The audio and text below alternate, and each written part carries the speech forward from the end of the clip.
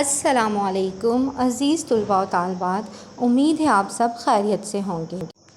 گزشتہ لیکچر میں ہم دستور پاکستان تک مکمل تفصیلی جائزہ لے چکے ہیں۔ آج ہم پاکستان ایٹمی قوت کی حیثیت سے ٹاپک پڑھیں گے۔ آئیے سبق کا مطالعہ کرتے ہیں۔ پاکستان ایٹمی قوت کی حیثیت سے 28 مئی سن 1998 کا دن پاکستان کے لیے بہت اہمیت کا حامل ہے۔ اس روز پاکستان نے ایٹمی دھماکے کر کے بھارت کی برتری کا خواب خاک میں ملا دیا۔ پاکستان کے ایٹمی دھماکے بھارت کے ایٹمی دھماکوں 11 اور 13 مئی سن 1998 کا جواب تھے۔ عالمی طاقتوں کی طرف سے پاکستان پر بہت زیادہ دباؤ ڈالا گیا کہ وہ ایٹمی دھماکے کرنے سے باز رہے، مگر پاکستان کی حکومت نے عالمی طاقتوں کے دباؤ کو مسترد کر دیا۔ پاکستان نے امریکہ اور مغربی دنیا کی طرف سے عائد ہونے والی پابندیاں برداشت کیں، لیکن اپنا دفاع ناقابل تسخیر بنا لیا۔ 28 مئی سن 1998 کو پاکستان نے صوبہ بلوچستان کے پہاڑی علاقے چاغی کے مقام پر ایٹمی دھماکے کیے۔ اس طرح پاکستان ایٹمی ممالک کی فہرست میں شامل ہو گیا۔ پاکستان عالم اسلام کا پہلا ایٹمی ملک ہے۔ ان ایٹمی دھماکوں کی یاد میں ہر سال 28 مئی کو یوم تکبیر منایا جاتا ہے۔ آپ کو اچھی طرح سے یاد ہوگا، نواز شریف کے دوسرے دور حکومت میں یہ کارنامہ سر انجام دیا گیا تھا اور بلوچستان کے پہاڑی علاقے چاغی کے مقام پر یہ ایٹمی دھماکے کیے گئے تھے، اور یہ ایٹمی دھماکے کا منظر آپ کی بک میں بھی دیا گیا ہے، جس کے بعد پاکستان ایک ناقابل تسخیر ملک بن کر دنیا کے نقشے پر ابھرا۔ اس کے ساتھ ہی آج باب پنجم اختتام کو پہنچا۔ اب ہم مشقی سوالات کی طرف چلیں گے۔ ہر سوال کے 4 جواب دیے گئے ہیں، درست جواب پر صحیح کا نشان لگائیں۔ 1985 سے 1988 کے دوران میں پاکستان کے وزیر اعظم رہے: محمد خان جونیجو، میاں محمد نواز شریف، میر ظفر اللہ خان جمالی یا شوکت عزیز؟ ضیاء الحق کا دور حکومت ہم نے پڑھا ہے، اس میں سے یہ سوال دیا گیا ہے، اور ان کے دور حکومت میں محمد خان جونیجو پاکستان کے وزیر اعظم رہے تھے۔ الف۔ نمبر 2، پاکستان نے ایٹمی دھماکے کیے: 1996 میں، 1999 میں، 1997 میں، 1998 میں؟ جی ہاں، 1998 میں۔ ورلڈ ٹریڈ سینٹر 9/11 کا واقعہ پیش آیا: سن 2001 میں، سن 2003 میں، سن 2005 میں، سن 2007 میں؟ پرویز مشرف کے دور حکومت سے یہ سوال لیا گیا ہے، اور سن 2001 میں الف یہ واقعہ پیش آیا۔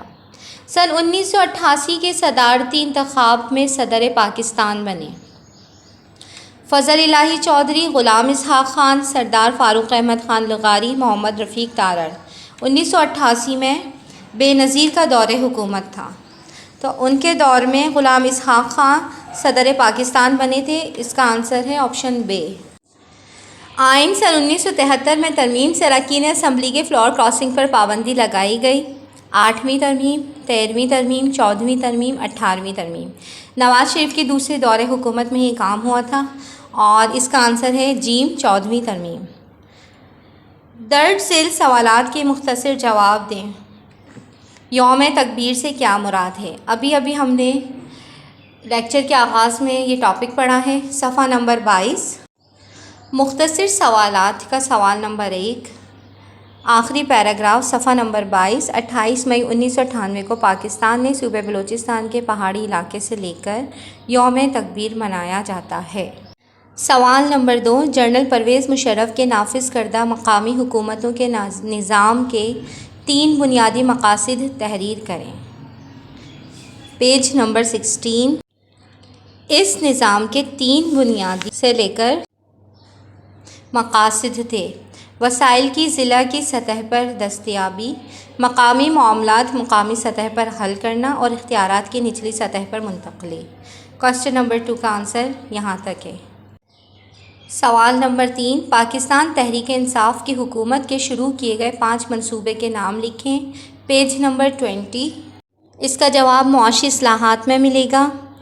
اب آپ کوئی سے بھی 5 لکھ سکتے ہیں یہاں سے لے کر یہاں تک میں سے، لیکن میں نے Pakistan housing programme, plant for Pakistan, 10 billion tree programme, Ehsaas Saylani لنگر، پناہ گاہیں، ڈیجیٹل پاکستان ویژن سمیت کئی دیگر منصوبے شامل ہیں۔ کوشچن نمبر 3 کا آنسر، موٹر وے کی کیا اہمیت ہے؟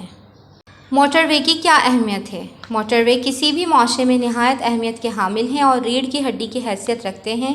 شاہراہوں کی تعمیر کا مقصد قومی یکجہتی ہے۔ تیز رفتار اور بھاری گاڑیاں بھی جدید دور کی مکمل تکنیکی سہولتوں سے استفادہ حاصل کر سکتے ہیں۔ موٹر وے تجارتی مقاصد میں آسانی لاتی ہے، ملک کے شہروں کو ایک دوسرے سے جوڑتی ہے اور سفر کو مختصر کرتی ہے۔ سوال نمبر 5، مختصر سوالات۔ پاکستان میں صدر مملکت کے انتخاب کا طریقہ بیان کریں۔ پاکستان میں صدر پاکستان کے انتخاب کا طریقہ کار جمہوری طرز کا ہوتا ہے۔ صدر پاکستان کو قومی اور صوبائی اسمبلی اور ایوان بالا کے ارکان خفیہ ووٹ کے ذریعے منتخب کرتے ہیں۔ قومی اور صوبائی اسمبلی اور ایوان بالا کی ووٹنگ کے نتیجے میں صدر کا انتخاب عمل میں آتا ہے۔ صدر کی عمر کی حد 45 سال ہونا ضروری ہے۔ رکن قومی اسمبلی بننے کی شرائط پر پورا اترنا لازم ہے، نیز مسلمان ہونا ضروری ہے۔ سوال نمبر 3، درج ذیل سوالات کے تفصیل سے جواب دیں۔ ذوالفقار علی بھٹو کے دور میں کی جانے والی زرعی اور صنعتی اصلاحات بیان کریں۔ سب سے پہلے ذوالفقار علی بھٹو کا دور حکومت میں سے پہلا پیراگراف تعارف کے طور پر لکھنا ہے۔ اس کے بعد صفحہ نمبر 2 صنعتی اصلاحات سے لے کر زرعی اصلاحات تک مکمل لکھنا ہے۔ سوال نمبر 2، جنرل پرویز مشرف کی صنعتی، معاشی اور معاشرتی اصلاحات بیان کریں۔ اسٹارٹنگ میں آپ تعارف لکھیں گے جو بک میں دیا گیا ہے، بیک گراؤنڈ، پھر اس کے بعد صنعتی اصلاحات کی ہیڈنگ ڈال کے صنعتی اصلاحات کا پیراگراف۔ پیج نمبر 16، معاشی اصلاحات اور معاشرتی اصلاحات۔ سوال نمبر 3، محترمہ بینظیر بھٹو کے دونوں ادوار کا حوالہ دیتے ہوئے بتائیں کہ ان کا کون سا دور عوام کے لیے بہتر رہا۔ یہ تفصیل طلب کوشچن ہے، پیج نمبر 7 to 9۔ سب سے پہلے آپ تعارف پیش کریں گے اور اس کے بعد بینظیر بھٹو کا پہلا دور حکومت مکمل تحریر۔ پیج نمبر 9، بینظیر بھٹو کا دوسرا دور حکومت، دوسرا دور حکومت میں تعارف لکھنا ضروری نہیں ہے۔ پھر آپ دوسرے دور میں ہونے والی تمام اصلاحات، صنعتی، زرعی، تعلیمی، صحت سے متعلق معاشی تمام اصلاحات تحریر کریں گے اور اس کے بعد اپنی رائے پیش کریں گے یا تقابلی جائزہ پیش کریں گے۔ دونوں ادوار لکھنے کے بعد آپ لاسٹ میں یہ پیراگراف لکھیں گے۔ بینظیر بھٹو کا دوسرا دور حکومت تعلیمی، صحت، معاشی اور معاشرتی غرض ہر اعتبار سے پہلے دور کی نسبت بہتر رہا۔ اس دور میں ہونے والے منصوبے ملک پاکستان کے لیے فائدہ مند ثابت ہوئے۔ توانائی کے بحران کو ختم کرنے کے لیے عملی اقدامات کیے گئے۔ گیس کنیکشنز، اسٹیل ملز کو منافع بخش بنانا اور فرسٹ وومن بینک کا قیام قابل ذکر ہیں۔ سوال نمبر 4، میاں محمد نواز شریف کی معاشی اصلاحات کے اثرات بیان کریں۔ اس میں کہیں بھی نہیں لکھا کہ پہلے دور کے اثرات، دوسرے یا تیسرے کے، تو اس کا آنسر پیج نمبر 10، 12 اور 14 پہلا دور کی ہیڈنگ ڈال کر معاشی اصلاحات لکھیں گے، پہلے دور کی پورا پیراگراف۔ اس کے بعد صفحہ نمبر 12 دوسرا دور کی ہیڈنگ ڈال کے دوسرے دور کے معاشی اصلاحات تحریر کریں گے۔ اس کے بعد تیسرا دور حکومت کی ہیڈنگ ڈال کر تیسرے دور کے معاشی اصلاحات تحریر کریں گے۔ سوال نمبر 5، دستور پاکستان سن 1973 کے چند اہم نکات بیان کریں، پیج نمبر 21۔